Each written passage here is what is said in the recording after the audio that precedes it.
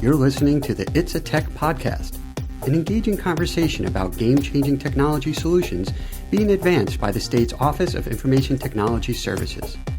Learn how we make IT happen for 53 state agencies and 20 million New Yorkers while helping government leaders deliver for New York.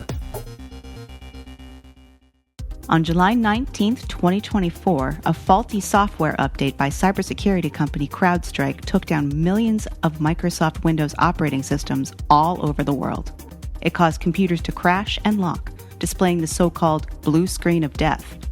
The outage led to widespread disruption across multiple sectors of the global economy, including airlines, banks, hospitals, businesses, and even governments like ours in New York State. Dubbed the largest IT outage in history, it caused more than $10 billion in financial losses, impacting some businesses for weeks or even months. By contrast, ITS worked round the clock to bring critical New York State systems back online within 24 hours. The state's IT provider swiftly remediated tens of thousands of blue screens by hand and at hundreds of different locations across the state, so agency employees could get back to work and New Yorkers could continue to access the services they needed. This is the story of how a large government agency worked as a team to mitigate the impact of this worldwide outage. It's a story of neighbor helping neighbor, of employees from every department, even the non-technical ones, being deputized as technicians to lend a hand, resulting in a highly coordinated and massive response effort, the likes of which we've never seen. This is the story of skill, leadership, and determination, of going the extra mile to get the job done. This is our story of New York's response to the global IT outage 1 year later. Chief Information Security Officer Chris Desane shares his experience from the early hours of the outage. As an incident responder, we're always on call 24/7. We have an on-call rotation. So in this particular incident, we are called at 2 a.m. in the morning, which is not abnormal for our situation. Was contacted primarily from one of our sister agencies, the Division of Homeland Security and Emergency Services, that one of the products that we supply as a shared service for the state of New York, endpoint detection and response through Crowdstrike, was having an issue.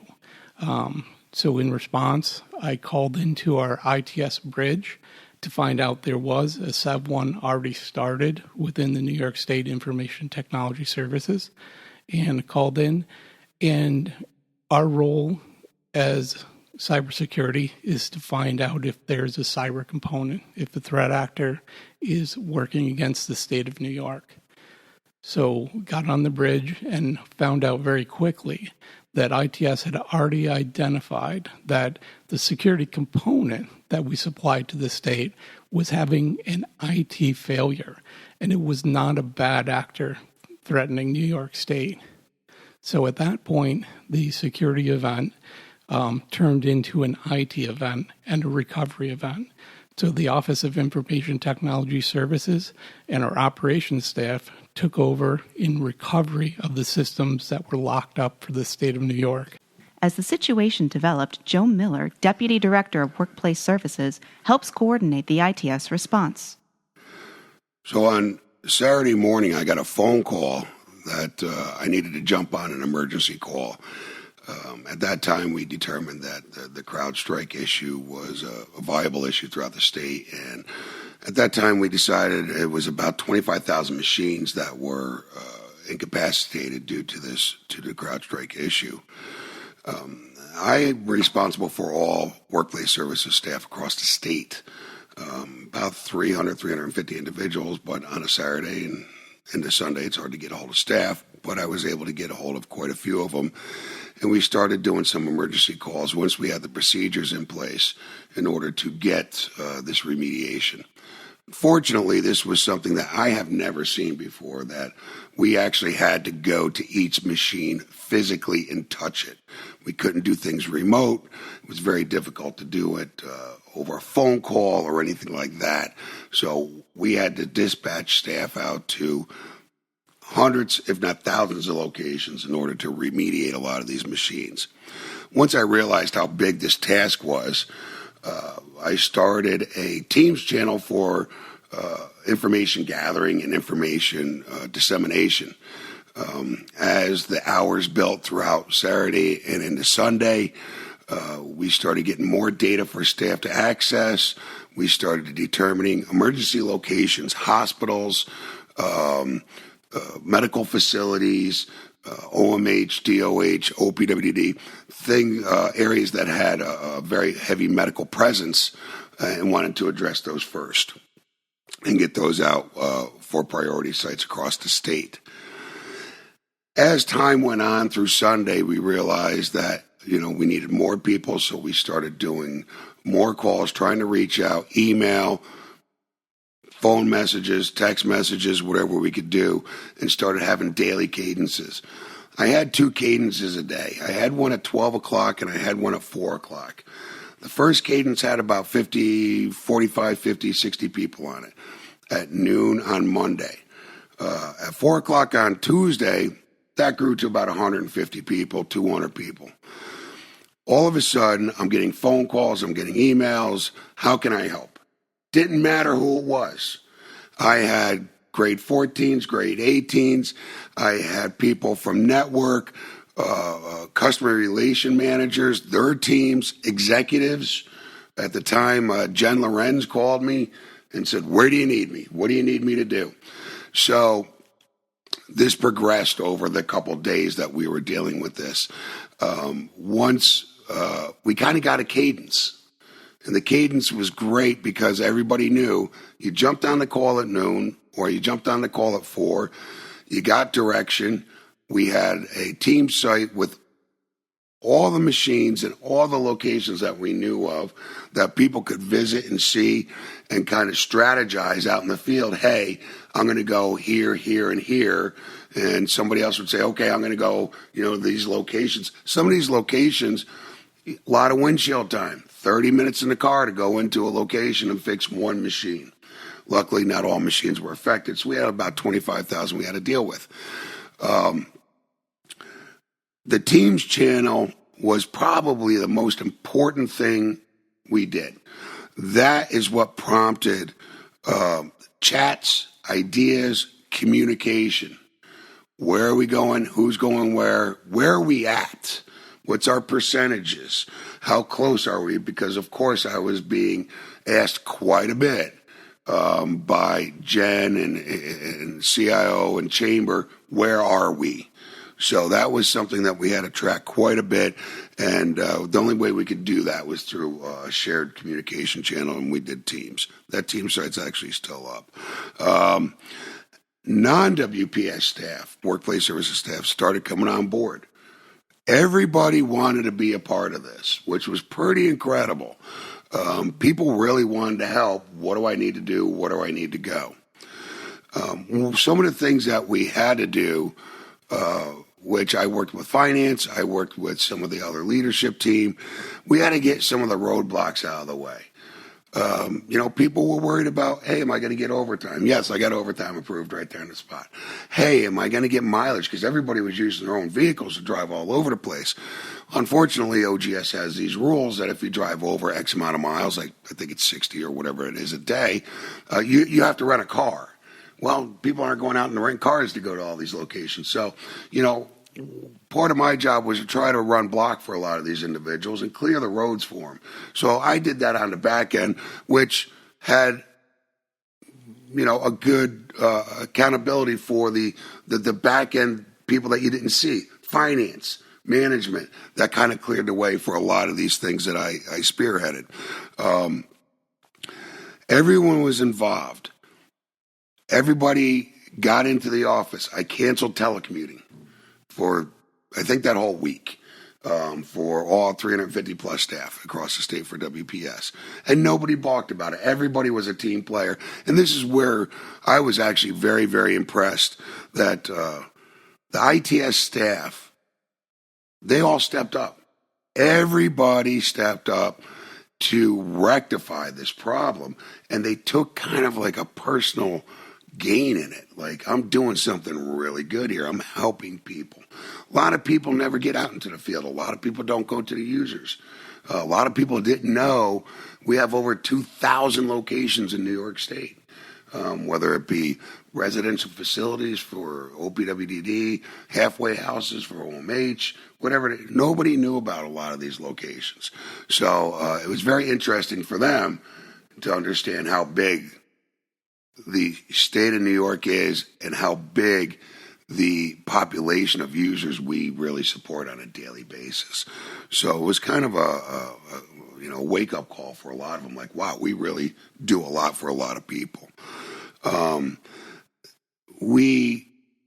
For remediation, as we went through this process, we were learning hour by hour by hour. What can we do better? How can we get these people resolved quicker?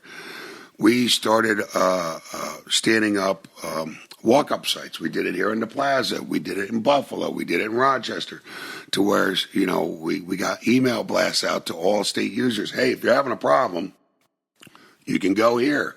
You can go there. Just walk in with your laptop. They'll fix it and you can leave. Worked out great. We never focused on a single approach. We tried to diversify and get as many approaches as possible in order to rectify this situation as soon as possible.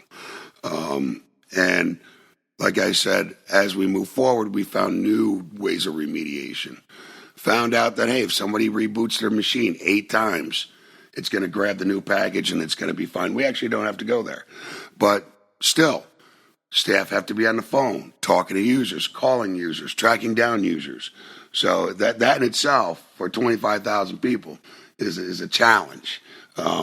But I can't think of a time that I've seen more people come together on the same page all at once with the same goal of getting as many New York State employees back up and running sooner than later. And that, to me, was very impressive. I don't use that word lightly or often, but this is where it is. Great team, great effort, and impressive. Director of Client Engagement Boris Rabovsky shares the overall experience of the response effort. I knew it was going to be an odd day because I woke up to probably 30 or 40 missed messages from starting about 3 a.m. And at the time, we had a lot of 24/7 locations because our main agency to remediate was Department of Health. And between all of their locations and specifically the Wadsworth Center, which is required to keep a certain presence, they do all sorts of testing. They have all sorts of stuff that's going on overnight, biology stuff that I'm probably not qualified to speak to. So I look at my phone and I see all these missed messages, and just naturally you kind of open up Google News or whatever news program, and it is just, the world is down. The world is down. It was going to be a tough day. It took a second to figure out what's going on. And I think almost immediately, Ariel Vitello, who was my, what was she at the time? Deputy director.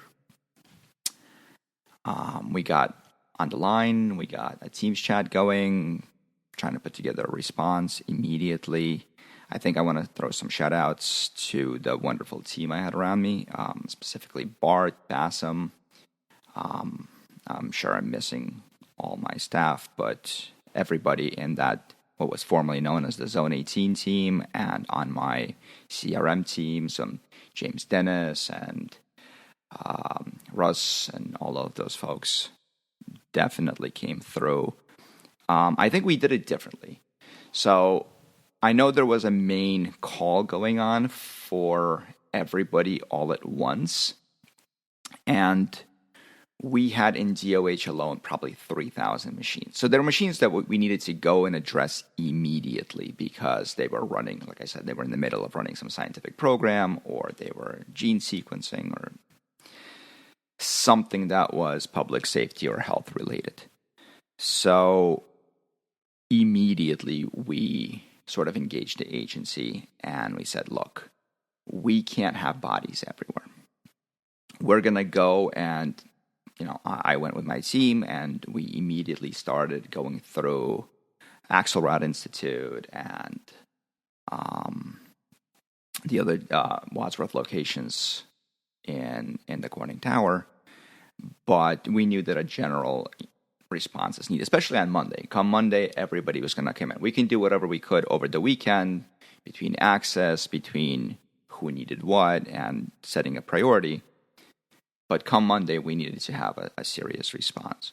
So Bart actually took the initiative of putting together some great training slides almost immediately it was a process. Maybe it wasn't the easiest process, but it was a process we could replicate over and over. And we did a few test trainings. We did a few trainings for other folks in ICS. And then we set up a Teams channel with all of our volunteers from Department of Health. And these were just regular people. These are folks that maybe considered themselves like a little bit into IT, or maybe some of them were very computer literate. But generally, these were your day-to-day staff. And folks just joined up. They really came through for us, and they would be putting machine serial numbers. Hey, can you look this up? Give us a key. We had a whole process for them to follow. There was a video they could watch, and that helped out tremendously. Alongside with that, we got a lot of support from ITS, and we got a tremendous amount of support from the e-discovery team. So shout out to Scott Gear and his entire team. They really came through. They gave us some bodies. And so Monday morning, I think it was like 7 or 8 o'clock, we had a room. I forgot what it's called, but it's right there before you walk into the tower, into the Corning Tower. All set up, staffed. Some of the network guys came through. They put in some access points for us to be able to get to the servers, to pull down the keys. And folks would just line up. We had a triage out front. Everybody was happy. People were understanding. And at the same time, for the folks already in the tower, we had what was formerly called the Zone 18, the workplace services team that was managed by Bassam. He was running it for the folks that were already inside the tower. So people were just coming up with laptops. Now, we did have some advantages. So Department of Health is mostly laptops. It's not 100%, but more so than not. So people were able to bring it. And at the same time, it's an agency that's used to working from home. So a lot of people had their hardware with them. So they were able to come straight to us. They had a lot of interesting pieces of hardware because a lot of them are purchased on funds that aren't ITS. So some of them had different bias. Some of them had different configuration just in general, but we were able to figure that out. And a lot of that goes out to our cooperation between the agency and our wonderful staff. And if there's somebody I missed in the shout-outs, it's my first podcast, and the mind's racing. You guys can understand. So that was day one, and I thought, folks did really well on day one. People brought us donuts. I mean, it was a collaborative issue. I think people understood. Everybody saw it on the news, and people were very understanding, and it was pleasant, almost exciting even. Everybody wishes it hadn't happened, but we really stepped up as an organization, as the state. But that was just day one. So we continued that triage room and basically no questions asked, bring it and we'll fix it type of room running for a couple of days. But on top of that, we kept that group chat going and it kept growing. And more people started stepping up. And it was interesting because I remember this one lady, she was like a PhD. She was not IT at all, but she she felt like she wanted to help, and she really got the process down. And for several days, she covered her locations where her staff might be, and that was really impressive. And we kept that hotline open for months because, somewhere in the back, in some computer or some scientist or some employee was out on leave for months, maybe somebody went on maternity leave and they came back and their machine was still shut down. We might have missed it in a sweep. So we kept that going, and people got to know each other. People got to see our faces, which was important, because I think a lot of times it's just somebody that shows up probably when you're not there and just fixes the issue. And obviously for software installs, a lot of that gets pushed remotely, so they don't really see us. But this was really an opportunity for us not only to engage primarily, but to continue that engagement and get folks to really get to know us and to show them that, hey, jokes aside, we are very competent. We can really get stuff accomplished when we put our minds to it. We can really get all hands on decks and push resources. And we kept that going for months, and it was all in all a very important effort. Mike Allen, the Deputy Commissioner for Technology for the Department of Labor, describes how the ITS response got crucial agencies back up and running. So at 7 a.m., my phone rings, and normally at 7 a.m. I'm not getting a phone call, but it was right from the executive team at ITS about what was going on with Crowdstrike that had started a couple hours earlier. So I had to jump right into action, getting a hold of the commissioner, the executive deputy commissioner at Department of Labor to give them a high level what's going on and what they're running into as their staff start rolling in later on in that morning. And that was a difficult thing to do because a lot of things were down. DOL, Department of Labor, primarily uses Teams to communicate. So to get a hold of somebody with a regular cell phone and regular landline was a challenge. But after a lot of phone tag, calling a friend of a friend to get a hold of everyone, we were able to inform the executive team at the Department of Labor about what's in store for that day. At that point, was able to then pivot to focusing on our staff on the ground. We were able to rally our workplace services teams to organize them from a how we're going to tackle this perspective.